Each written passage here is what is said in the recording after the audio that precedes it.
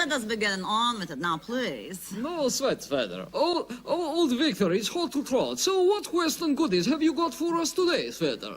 Sure, Victor. You know, communications is very big business today, and we don't want to be left behind here in Soviet Union. So tell me, what is this communication breakthrough we will be getting?